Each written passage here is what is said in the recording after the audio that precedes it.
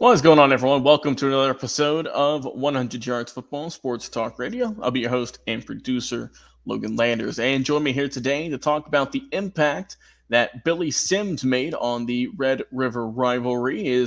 Help me out today is my guy from the Elite Sports and Entertainment Network, Jay McLovin, a noted University of Texas fan as well. But today, Jay, we're talking about a guy who was born he went to high school out in Texas, in Hooks, Texas, but then ultimately went to college at the University of Oklahoma. So, what were your thoughts on Billy Sims, my friend, and the impact that he had on this heated rivalry?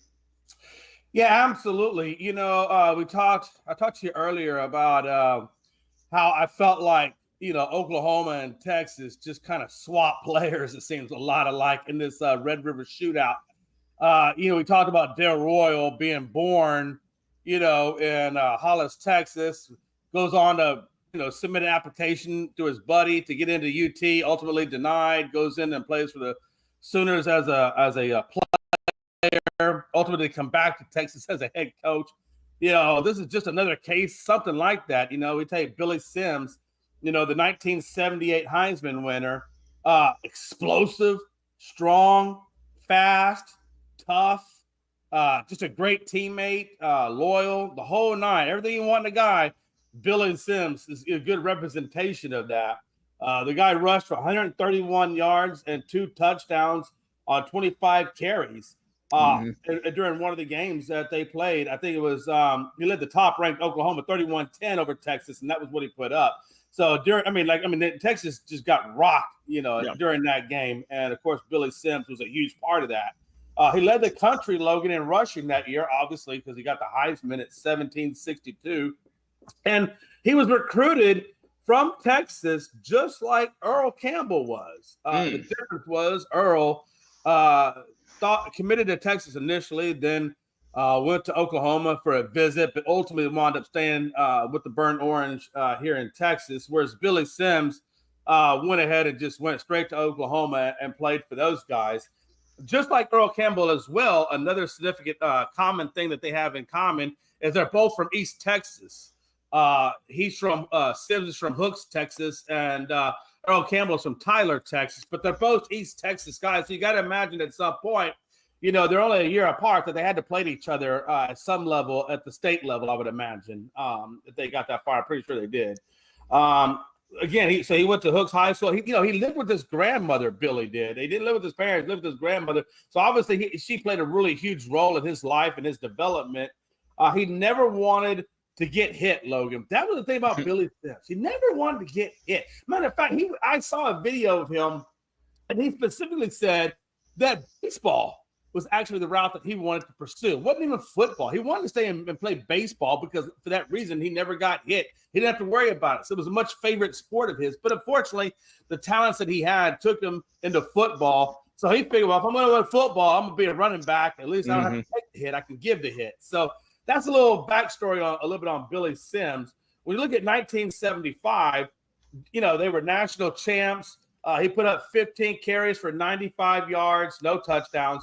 Then in 76, he put up 3 carries at 44 yards, but that was also during a time period when he was hurt. So that's why his production had dipped from 75 to 76. In 77, though, he starts to pick it up. He goes 65 carries for 406 yards and 6 touchdowns.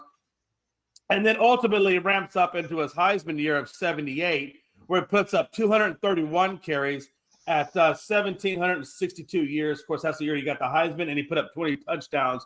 And in the last year of eligibility, because he had one more eligibility year, because of that injury he took in 76, he came back.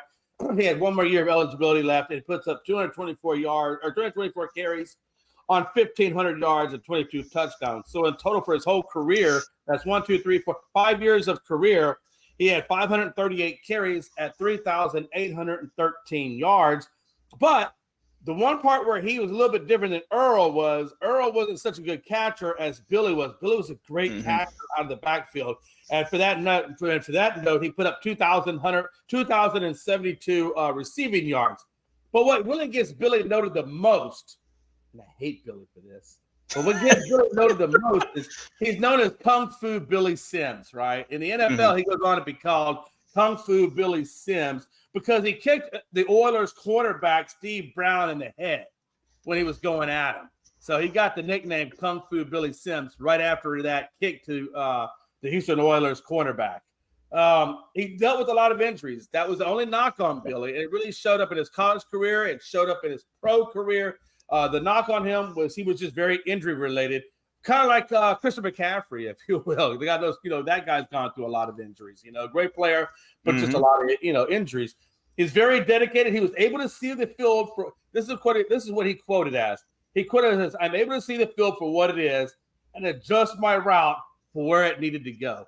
And that's the thing that made him so great, Logan. He if you will, before Barry was Barry, there was another guy, Billy Sims, that had the vision meant to see the field exactly the way Barry did. And so I think if he had the injuries, he could have drawn very close comparisons to Barry Sanders. But that's just a little bit of what Billy Sims meant to Oklahoma, what he meant to Texas, and ultimately what he meant to the Red River Shootout.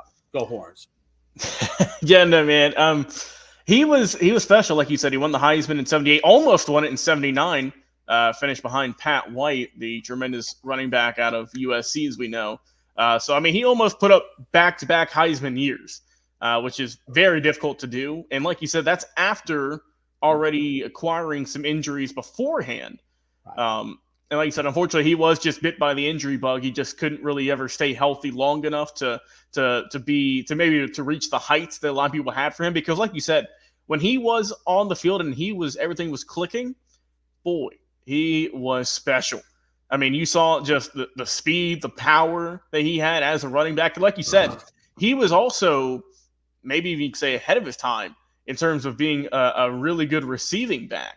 You see that, pretty much every Saturday and Sunday now. But you didn't see a whole too much of it back then. But it's become a lot more. Obviously, we know the running game was a lot more prevalent back in the 70s before it is now. But like I said, Billy Sims made huge impacts in these games back when he played, when he was at Oklahoma for all those seasons, and just made a really good impact overall when he was there and helping Oklahoma, like I said, pick up some wins just as a team in general, not just in the Red River Shootout. But, I mean, this guy we've talked about him, a lot on the show. We've done just deep dives into him and just how talented he was at Oklahoma. And then, like you said, unfortunately, he only played a handful of years in the NFL after being a #1 overall draft pick out in 1980. But man, that if you look back, man, at that I would say the 78-79 season, because those are his really good peak years. Like you said, he was one of the best running backs to have that kind of short spurt of offense in a long time. I mean, if you can run the ball for, like I said, 1,700 plus yards and get 7.6 yards a carry as a junior, you're doing something right. You're doing something really good. I mean, and that was a record that was set at the school for many years. It didn't get broken until the early to mid 2000s by another great running back who I'm sure we'll do a video on, one of these days, and just the impact he had. That's Adrian Peterson, who was a whole another monster. But that if Peterson never came around with how much of a freak athlete his was, I mean, I guarantee that the record would still be here today. Oh, for sure. With Billy. But yeah, man, he like you said, the whenever he was on the field, don't matter if it was against Texas or whoever, Billy Sims made an impact, and he meant a lot to that rivalry against the Texas Longhorns. All right, Jay, I appreciate you, my friend, coming on the show today. Of course, Jay McLovin from the Elite Sports Entertainment Network. Go over and check them out. Check us out. We got a lot of great content, all in every kind of sport you can think of, as well as just entertainment stuff, music, movies, whatever you think of, we got it over there as well. Jay, once again, appreciate your expertise today and talking about Billy Sims. I know it hurt a little bit talking about the opponent, but what is it? Game, respect, game. So you got to give your flowers to some of these guys every so often. But if you want to hear some more talk about the Red River Shootout, well, you are in luck because we have a couple more videos down the pipeline later on today. So check us out on Facebook and YouTube on 100 Yards Football Sports Talk Radio. We'll see you